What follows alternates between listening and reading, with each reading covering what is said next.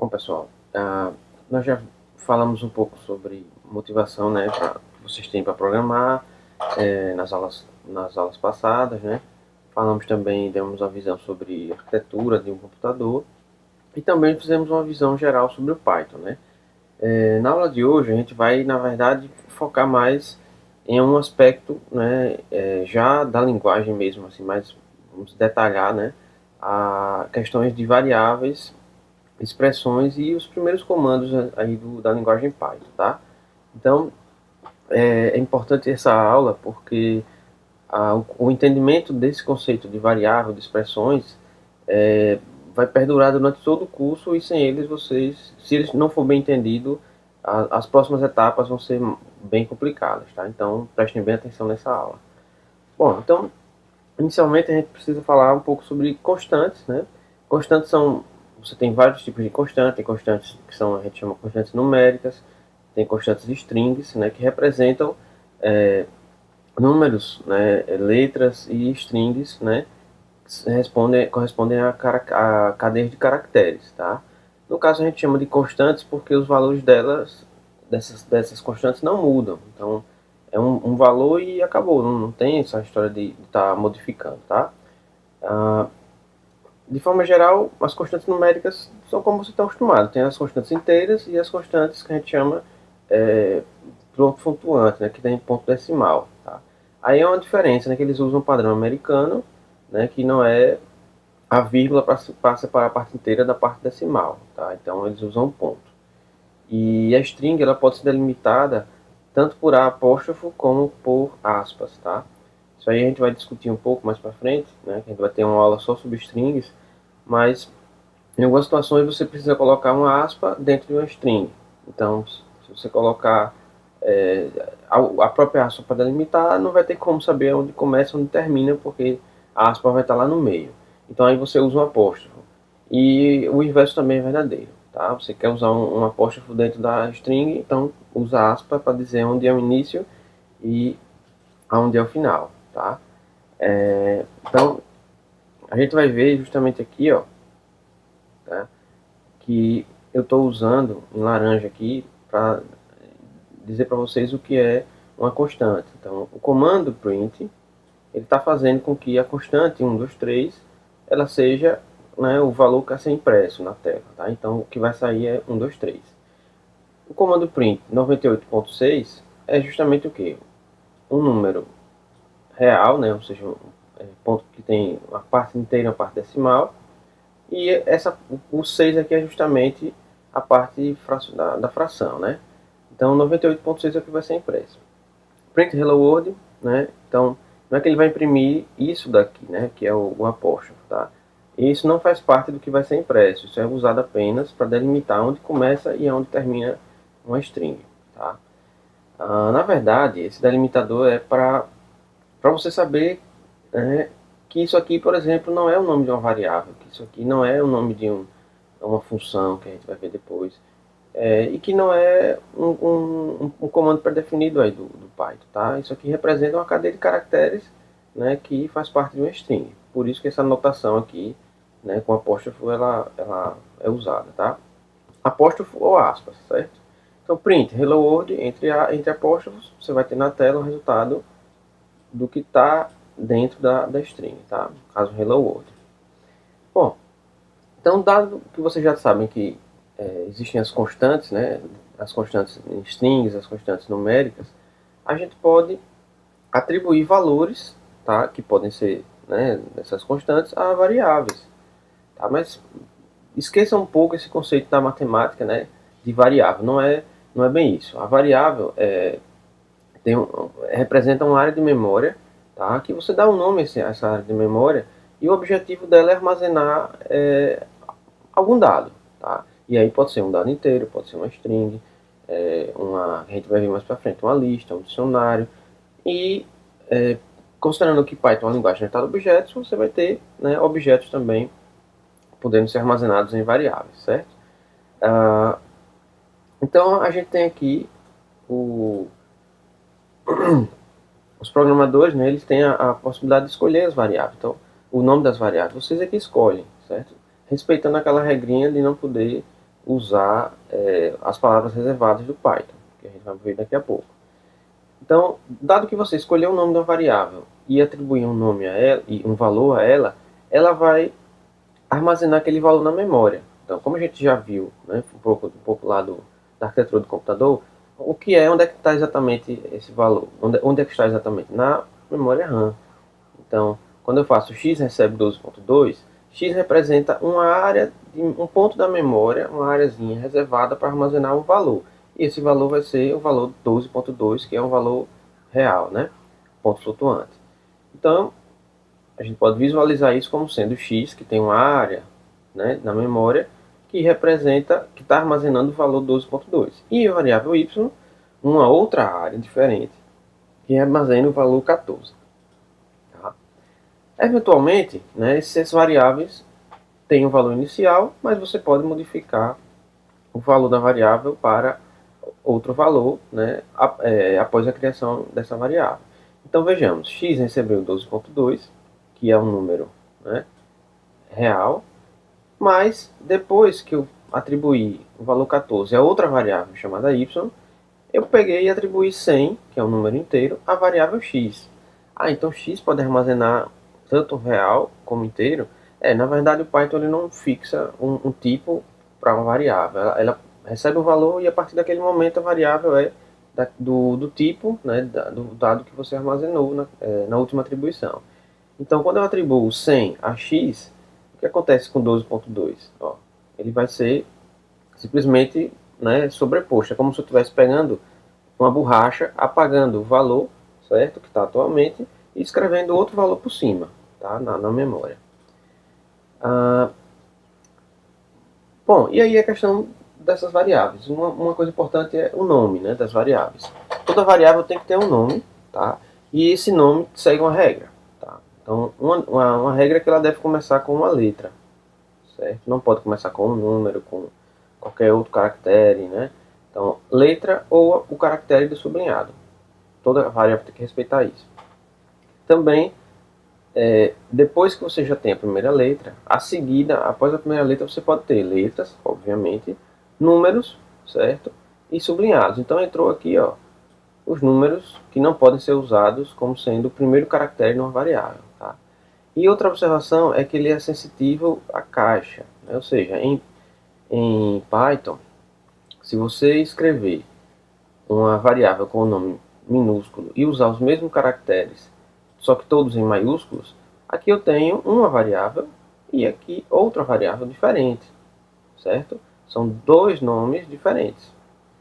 Por que eu estou colocando essa observação? Porque tem linguagem de programação que não fazem diferença de maiúsculo para minúsculo, como por exemplo a linguagem Pascal. Tá? Para ela tanto faz. Já linguagens como C, Java, C++, eles tratam diferente. Tá?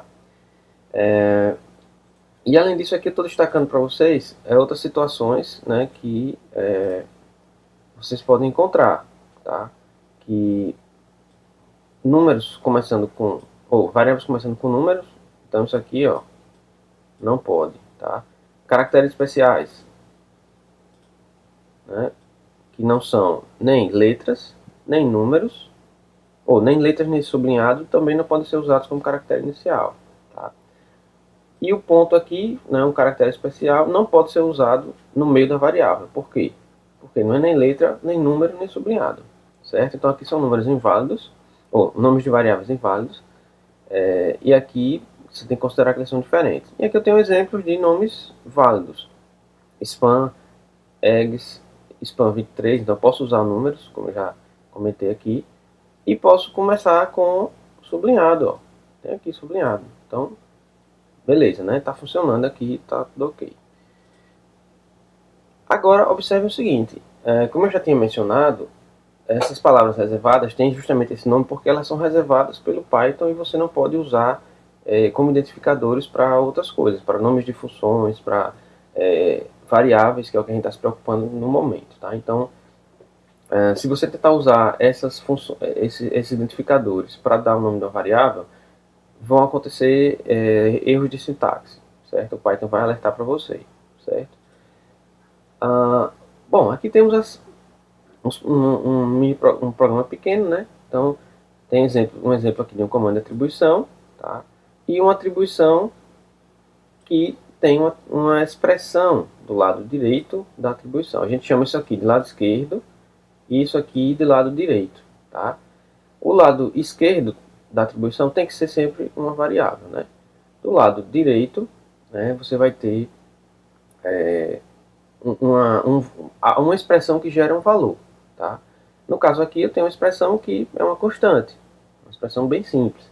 Mas nesse aqui já é um pouco mais complexo, porque eu tenho que avaliar uma soma, mas antes disso acessar o valor da variável x, descobrir quanto é que ela está guardando, que no caso é 2, somar com 2 e gerar o valor 4 para guardar em x. Depois eu imprimo, né, o valor de x. Então temos aqui, né, um comando, temos constantes, 2, temos variáveis, temos, né, o operador de soma, certo? Que é o que avalia, recebe aí dois valores, e esses valores são inteiros, e ele vai fazer a soma dos valores inteiros. Tá? Bom, então, a única forma que você vai ter aí no Python de atribuir valor é através da igualdade, né? Você usa esse sinal de igual para fazer a atribuição. E do lado direito você pode ter uma expressão que pode ser bastante complexa, tá? Aí vai da sua necessidade, apesar de que eu não recomendo que essa expressão seja muito complexa. É melhor você quebrar a expressão em expressões menores e dando nomes a essas expressões menores para facilitar o entendimento, tá? Então aqui eu tenho essa expressão. Eu vou ter que avaliar tudo isso que está aqui dentro para posteriormente atribuir o resultado dela à variável x, certo? Então, vejamos, isso aqui, você tem aqui a avaliação, né?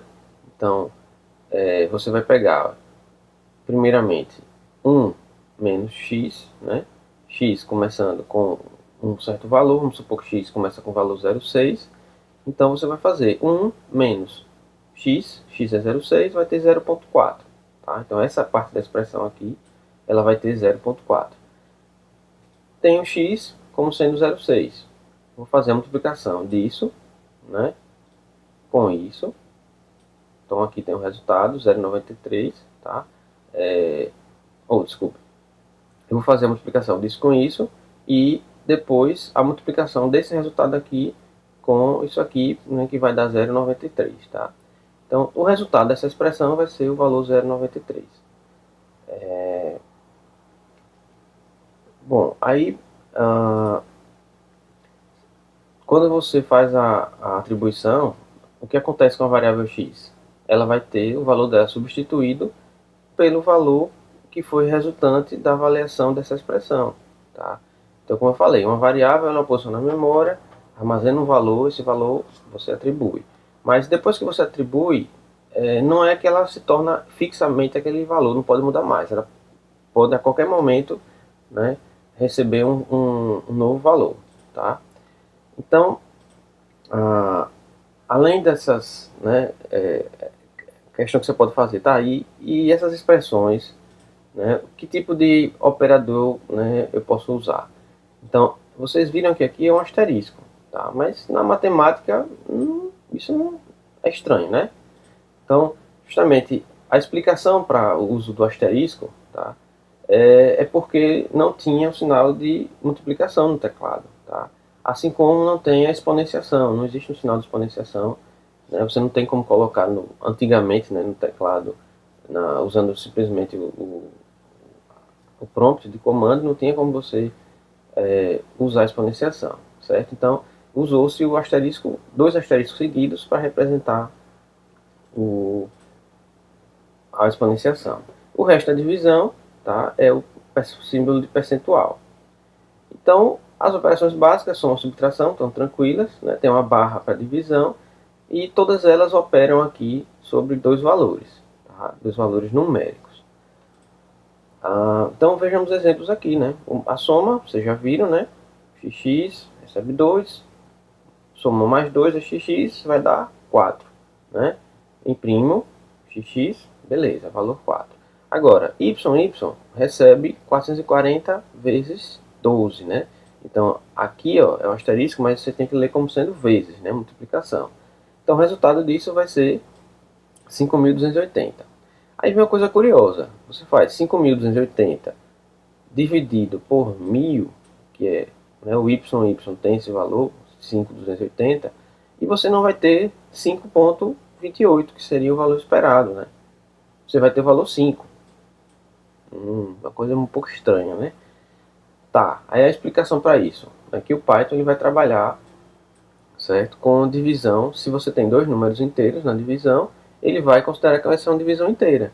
Então, ele vai fazer como a gente faz aí, né, aquela continha, e chega, né, no resultado da divisão, tá? E você pode obter o resto da divisão usando o percentual. Então, se você fizesse que 5.280, ao invés de ser barra, fosse percentual, qual seria o resultado? 280, né? Que é o resto da divisão, ok? Bom, aqui tem exponenciação, tem o resto, né? 23, atribui a JJ, 23 dividido por 5 vai dar, né, 4. Mas qual seria o resto da divisão?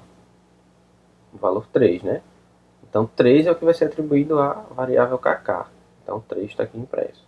A mesma coisa aqui, né? 4 elevado a 3, né? Você vai ter 4 vezes 4, 16 vezes 4, 64. Né? Por isso que o resultado é esse. Bom, tem uma outra coisa importante que é a questão da ordem de avaliação. Assim como você tem na matemática, né, a que a gente chama de precedência de operadores, né, na linguagem Python você vai ter que respeitar também a precedência de operadores, que é muito parecida aí com a matemática. O que vai mudar basicamente é que os operadores têm uma, uma forma de você expressar diferente, mas é bem parecido. Quem já sabe da matemática não vai ter dificuldade aqui. Tá? Então, observando essa expressão aí, qual vocês acham que seria a primeira parte que vai ser avaliada? Então vocês têm uma soma, né? Vocês têm uma soma, tem uma multiplicação, uma subtração, uma divisão e uma exponenciação, certo? Então eu tenho que saber qual é a regra que o Python segue para poder fazer essas operações aqui. Então a regra justamente é essa daqui. Primeiro, os parênteses têm maior prioridade, então o que está entre parênteses vai ser avaliado primeiro. A exponenciação, né, seria o segundo nível aí. Multiplicação, divisão e resto da divisão, o terceiro nível. Quarto nível, soma e subtração, tá? E da esquerda para a direita, né, se você tem duas expressões iguais, ou desculpe, dois operadores que têm a mesma prioridade, você vai avaliar da esquerda para a direita, tá? Então aqui eu tenho, né, um exemplo para vocês, tá? 1 mais 2 elevado a 3 dividido por 4 vezes 5. Aí você vai seguir a regra. Tem parênteses? Não. Tem exponenciação? Tem. Então vamos avaliar a exponenciação. 2 elevado a 3 dá 8, né? 2 vezes 2, 4. 2 vezes 4, 8. Beleza. Aí vou seguir a regra novamente. Tem parênteses? Não. Exponenciação? Não tem mais. Tem multiplicação? Ou divisão? O resto? Né? Tem aqui. Como é da esquerda para a direita, né? Eu tenho multiplicação e divisão, vou avaliar primeiro essa. 4 dividido por 2 vai me dar 2. Novamente, né? Então vou fazer o que? Multiplicação, 2 vezes 5 vai me dar 10. Não tenho nem parênteses, nem exponenciação, nem multiplicação. Então agora vou fazer a soma, resultando em 21, certo? Então, 21 não, 11. Tá? Então, essa expressão aqui ela vai justamente me dar o resultado, né, 11, correspondente à avaliação dessa expressão. Bom, então se você, né, lembrar dessa regra aqui, né, não vai ter problema algum, certo? Mas veja, em algumas situações você quer deixar mais claro o seu código. Então, não é porque a precedência está exata e o interpretador do Python vai saber o que você está querendo dizer, que você não pode usar os parênteses para deixar mais claro qual é a prioridade que você quer. Tá? Então, às vezes é interessante você deixar mais claro através do uso do parênteses sem ter de fato a necessidade. Tá?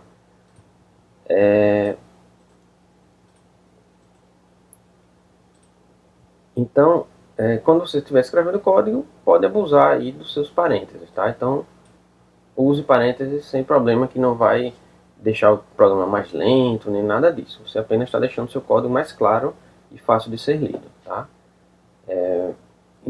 E quando você tiver expressões complexas e grandes, e você pode justamente agrupar isso com os parênteses para ficar mais claro, tá? Bom, aí, de certa forma, vocês já viram isso, né? No exemplo que eu falei sobre a divisão, né? E a divisão em Python tem essa peculiaridade aí de, né, entre inteiros você tem uma divisão inteira onde há a gente chama de truncamento do resultado, tá?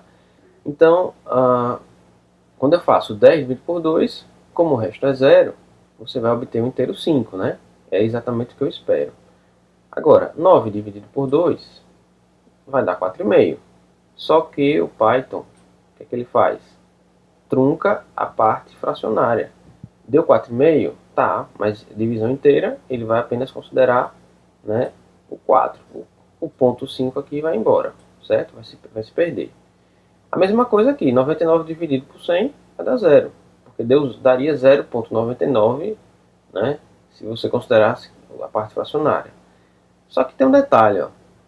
Quando eu tenho pelo menos um dos números reais, né, com ponto flutuante, então ele vai fazer uma divisão entre números reais e não vai truncar o resultado, porque ele vai produzir um número real para você, né, como resultado da expressão.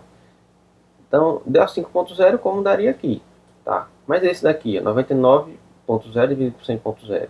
Agora sim você vai ter um resultado que é, né, mais interessante, tá?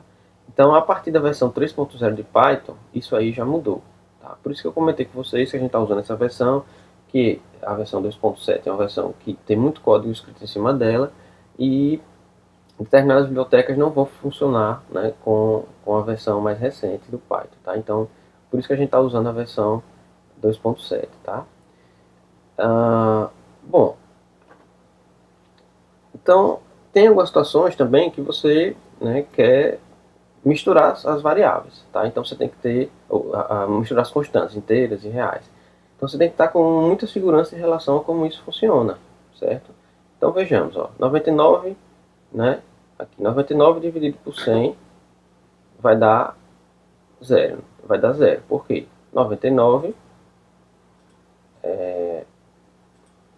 você, né, eu já expliquei, né, porque vai dar o zero, certo? Não vou voltar a explicar novamente para não ser redundante, tá? Eu vou apenas analisar essa expressão aqui, tá? Então vejamos, pela prioridade, quem é que vai primeiro? Tem parênteses? Não. Tem exponenciação? Não. Então vamos procurar multiplicação ou divisão. Tem multiplicação? Tem. Então vou pegar essa daqui, fazer primeiro, né? Então vai ser 2 vezes 3, né? Vai dar 6, né? Aí agora, vou fazer a divisão. Então 6 dividido por 4.0, 6 dividido por 4.0, né? Você vai ter o quê? Hein? Você vai ter 1,5, né? Então você vai ter aqui 1.5. Beleza. Então já resolvi tudo isso. O que está faltando? Vamos ver. Tem mais e tem menos. Então já seria o quarto nível lá das precedências. Então vou fazer 1 mais 1,5. Isso vai dar 2,5. E agora vou fazer a avaliação do que está faltando, que é o menos 5. Então eu tenho o 2,5, né? Vou fazer a subtração com 5. Isso aqui vai dar igual a 2,5. Tá? Entenderam qual é o processo, né? Então, é exatamente, sempre segue essa regra. Parênteses, exponenciação, né? Aí tem o mesmo nível, multiplicação, divisão e resto, né, da divisão. E o próximo nível é soma, subtração, tá? E acaba por aí, tá?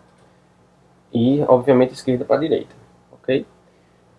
Bom, aí, como eu já tinha comentado, né, o Python ele trabalha com os valores e esses valores têm então, tem um tipo associado a eles, tá? E a esses tipos você vai ter operações que estão relacionadas a ele, que tem um comportamento esperado. Então a soma de um inteiro é de uma forma, a soma de pontos flutuantes ela vai ter como resultado um ponto flutuante.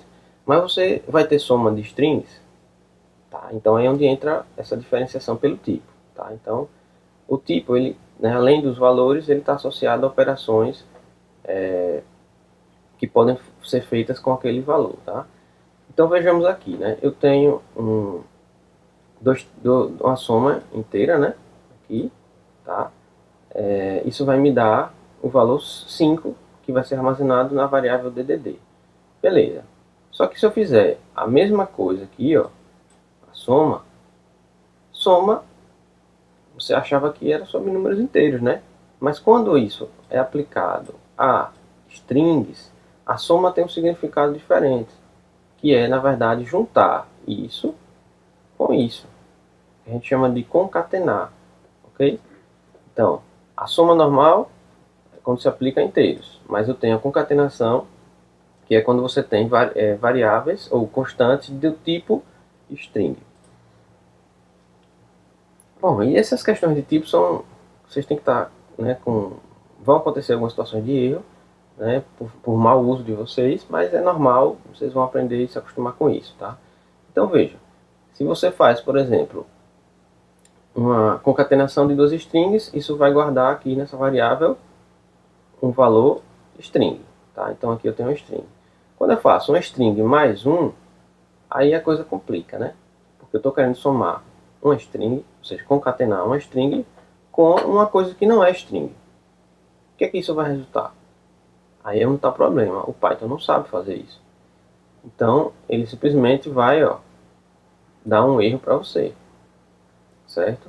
Então ele diz que não pode, ou seja, cannot concatenate, né? Não pode concatenar string e inteiros.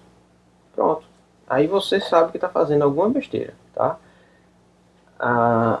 Ao executar essa função aqui, ó, type, passando uma expressão que resulta numa variável, no valor, né?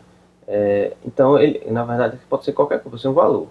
E ele vai informar para você qual é o tipo disso daqui. Então, aqui, ó, tipo é string. Se eu fizer tipo de uma constante, ele vai me dar também que é uma constante do tipo string. No caso, 1 é um inteiro, então ele vai me dar uma constante, ele vai dizer, informar, né, que é um inteiro, tá? Então essa é uma função de Python que ajuda você a saber qual é o tipo de uma variável. E pode até usar para, de acordo com se for um certo tipo, né, fazer alguma coisa. Bom, então eu tenho em Python vários tipos numéricos, né? Eu posso destacar aqui o tipo inteiro e o ponto flutuante, que é o float, e também vou ter as funções, né, que permitem converter, que eu vou falar daqui a pouco, tá? Mas existem outras variações de inteiros e floats em Python, eu não vou detalhar isso agora, mas vocês têm que ter consciência de que existem inteiros que tem uma faixa de valores maior e por isso ocupam mais espaço na memória. Então, os programadores, como tem uma certa briga com memória, né, para usar o mínimo possível, o Python oferece mais de um tipo de inteiro, justamente para você poder não desperdiçar memória, tá? E mesma coisa para variáveis tipo ponto flutuante, ok? Então, vejamos aqui, ó. Quando vocês têm aqui type xx, né? X é 1, foi atributo de valor 1, então aqui eu tenho um inteiro. Atribuo a temp 98.6 real, né? Ponto flutuante. Ele vai me dar o quê? Type de temp float. Tá? Então, tranquilo, né? Agora, às vezes eu preciso fazer com que um número inteiro seja tratado como, né, vire um ponto flutuante. Para isso, o Python oferece duas funções, que é inteiro, int e float. O int ele pega um valor e converte para int, e o float pega um valor e converte para ponto flutuante. Então vejamos, se você tem 99 e quer converter ele para real, né, para ponto flutuante, você pode usar float, que esse número vai ser, na verdade, 99.0. E 99.0 dividido por 100 vai dar 0,99. Entenderam? Então, se eu não tivesse colocado o float aqui, deixasse puramente 99 dividido por 100, isso não daria 0,99. Daria 0. Tá? Por isso que, né, às vezes eu tenho um inteiro e eu quero forçar que ele se transforme num ponto flutuante. Então, para isso existe a função float. Tá? Então, vejamos. Se eu tenho... e eu quero a mesma coisa, fazer eu tenho um inteiro aqui, ó, 42, e quero imprimir, mas quero imprimir ele como se fosse um ponto flutuante. Então eu posso pegar esse valor i, que é inteiro, atribuir a f, né, mas antes disso transformá-lo em ponto flutuante, imprimir a f. E ele vai dar na tela um resultado como sendo um ponto flutuante a partir do valor inicial, que era um inteiro. Tá? O inteiro virou ponto flutuante e esse ponto flutuante foi impresso na tela. Certo? Se eu pedir aqui o type de f, ele vai dizer que é float. E originalmente o i era inteiro. Mas ele foi convertido em float nesse momento, né? E a partir daí, né, f é um ponto flutuante. Tá? Então veja aqui essa expressão. Se eu tenho, ó, qual é que vai ser avaliado primeiro? Né? Primeiro vai ser 2 vezes, né? E aí eu tenho que avaliar o que é isso daqui. Float 3 vai me dar o quê? Um valor 3.0. Então 2 vezes 3.0 vai me dar 6.0. Esse 6.0 dividido por 4, né, vai me dar o quê? 1.5. Né? Aí vem, já fez isso tudo aqui, né? É aqui, tá? Agora, tanto faz eu fazer a soma como a subtração, né? Mas o Python exige que seja da esquerda para a direita. Então você vai fazer 1 mais 1,5 vai dar 2,5. Então já fiz até aqui. Depois, o que é que está faltando? Isso aqui já fez, né? Está faltando o menos 5, que é 2,5 menos 5, vai dar menos 2,5. Ok? Bom, além disso, né, a gente tem as conversões, né, que podem vir a partir de valores inteiros, ou valores strings. O usuário informa alguma coisa na tela, ou via teclado, mas ele informa o quê? String. Mesmo que ali só contenham números, mas vai ser tratado como string. E você precisa, às vezes, converter isso em valores inteiros. Tá? Então vejamos aqui. Ó. Se você tem um valor aqui, que é o valor 123, mas esse 123 é uma string, tá? E você precisa que ele seja tratado como um valor inteiro, então você vai precisar de alguma forma converter ele em inteiro. Por quê? Ó, type de sval, né, vai ser string. Sval, string value, 123. Quando eu faço print isso daqui, obviamente vai dar um erro. Por quê? Porque sval é uma string. String não pode ser concatenada com inteiros. É isso que ele dá aqui, ó. Não pode concatenar string em inteiros. Então, aí eu preciso converter essa sval, tá, em inteiro usando a função int. Então eu vou ter o eval, que seria integer value, eval, ele vai ser agora um int. Então eu posso pegar um int e somar com um int? Posso. Então eu vou ter 123 mais 1, 123 mais 1, 124. Tá? Agora, também tem um detalhe, você não converte qualquer string em número inteiro. Essa string tem que conter apenas caracteres, os números, mas pode ter também um sinal, né, de menos, certo? Se for um valor negativo.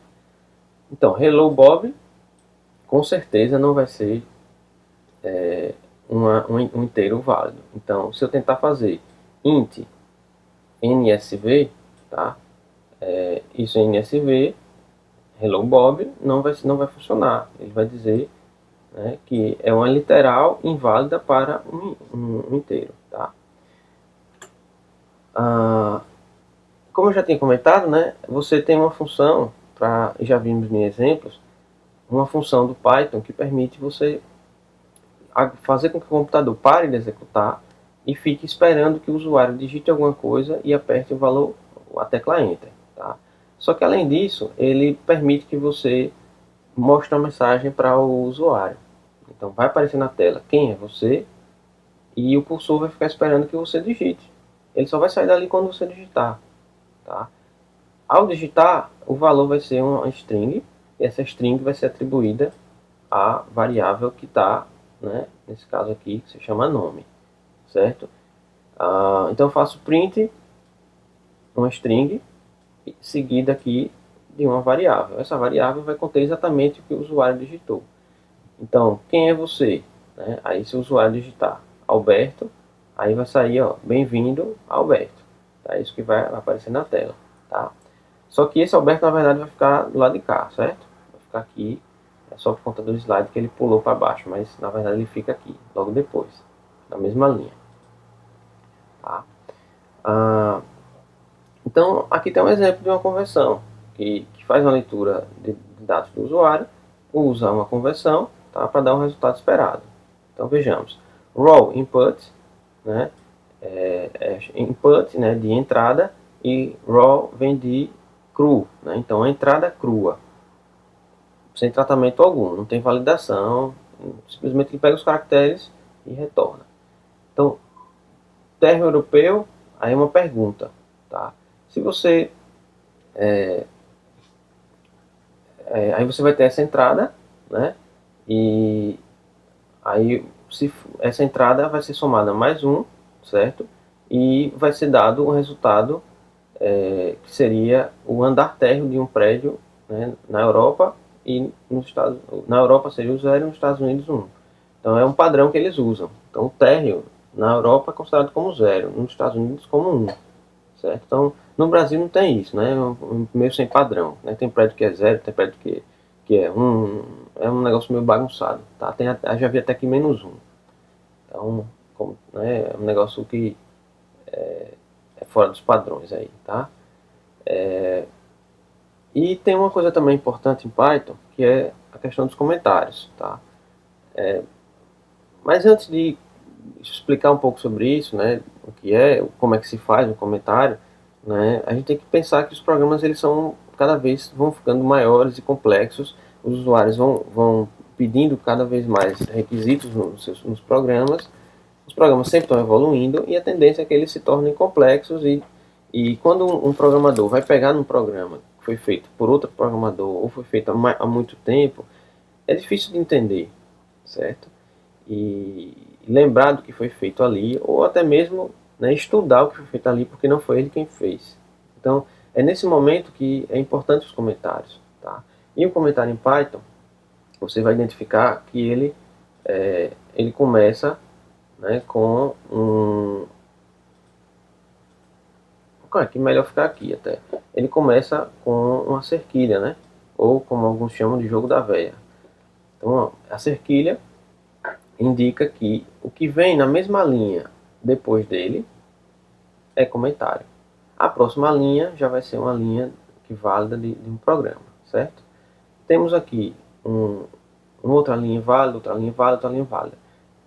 Esse ponto do programa está justamente fazendo o que diz aqui, ó, lê o nome do arquivo e o abre. Então, lê, né, abre o arquivo, tá? E aqui ele ainda faz algum processamento, que é particionar a string que representa o conteúdo do arquivo completo, né, separando as palavras desse arquivo. Você poderia até dizer, esse comentário aqui não está completo, realmente, porque ela faz coisas além disso daqui, certo? Então, o fato de você colocar comentários, às vezes ajuda, às vezes atrapalha, porque se o comentário não for fidedigno com o que está no código, a coisa complica, tá? Então, da mesma forma que eu tenho, computa a frequência das palavras no arquivo, é o que faz isso daqui. Encontra a palavra a palavra mais frequente, né, que aparece com mais frequência. Está até errado isso aqui, né? Vou corrigir aí nos slides. É o que ele faz nesse ponto. Exibe o resultado do processamento do arquivo. Tá? Então, é o que essa parte do programa faz. Tá? Então, ele dá um print no resultado que o usuário realmente quer com isso, com o programa. Tá? Então, com isso daqui já dá para fazer uns programinhas mínimos, né, que você já tem noção de variáveis, constantes, expressões. Já dá para brincar aí de fazer uma calculadora, por exemplo. Tá? De fazer programas que calculam média e tal. E outras coisas. Então, já dá para poder fazer alguns exercícios aí no Python e brincar, né, com a instalação que você já tem em casa. Tá? Bom, temos também operações como string, né, com a concatenação que a gente já viu. Tá? E tem uma outra aqui que é a multiplicação. Peraí, multiplicação é o que a gente chama de concatenação múltipla. Então, quando você faz um string vezes um número, isso significa que você vai pegar essa string aqui, tá? E concatenar com ela mesmo 5 vezes, né? Então você vai ter como se fossem 5 repetições da mesma string. Tá? Então isso é uma coisa um pouco estranha aqui. Nem todas as linguagens de programação, né, seguem essa linha. Tá? Eu diria que é uma característica até um pouco incomum. Né? Já que, por exemplo, se você fizer high mais 5, vai dar erro. Mas high vezes 5, tá tranquilo e vai dar um resultado que é uma string. Então é um pouco estranho, mas vocês têm que saber que isso é oferecido em Python. Tá? Mas por outro lado, pode ser estranho, mas é interessante, porque às vezes você precisa de uma string que tenha, sei lá, 50 brancos. Então você bota lá um caractere em branco vezes 50, já faz o que você quer. Tá? Evita, né, escrever um laço só para isso. Ou colocar uma string bem grande lá, com cheio de espaço em branco no meio do código. Bom, um conselho, né, é você tentar usar variáveis que tenham nomes fáceis de memorizar. Então, é uma verdadeira arte aí de escolher bons nomes. E para vocês terem uma ideia de como isso ajuda, né, observem esses três, né, trechos de código aqui. Então tem aqui, ó, x1, q3, e9, ocd é igual a 35.0. Aí vem outra variável, né, fica até difícil de distinguir. Espera aí, eu estou multiplicando quem por quem, né? Porque até aqui, né, elas são iguais, né? x1, q3, e9. Aí precisa ir até esse ponto para descobrir que essa é a primeira e essa outra é a segunda. Tá? E não dá para entender o que representa o valor, né? O que é que representa essa variável. O que é esse 35.0? Não dá para saber. Tá? Do mesmo jeito aqui, né? Melhorou um pouquinho, porque o nome da variável é mais curto, mas eu continuo saber o que é esse 35.0. O que é esse 12.50? Não está claro. Tá? Já observando esse trecho de código aqui, né, fica muito claro. 35.0 são as horas. 12.50 é a taxa. Então o pagamento vai ser o resultado de multiplicar as horas pela taxa. Então dá para fazer desse jeito aqui. Dá para fazer desse jeito? Dá. Mas não é melhor assim? Então, usem nomes, né, mnemônicos que sejam fáceis de serem memorizados, porque o seu programa vai ser, né, muito mais fácil de entender se você usar isso. Tá? Então, horas representa esse valor. Se eu botasse, né, poderia até não ser tão bom quanto esse, mas eu poderia, em vez de usar A, poderia usar um H. Né? Já era mais próximo, né, do que, né, simplesmente usar A, B e C. Ok? Mas tem gente que programa assim. Certo? Evitem, tentem usar nomes mais interessantes, tá? Bom, mais uma vez, né, esses slides aí são baseados no curso do professor Charles, né, Severance, da Universidade de Michigan, e vocês sintam-se livres aí para copiar esse material e tal, tá? O intuito aqui é que vocês aprendam e compartilhem conhecimento, ok?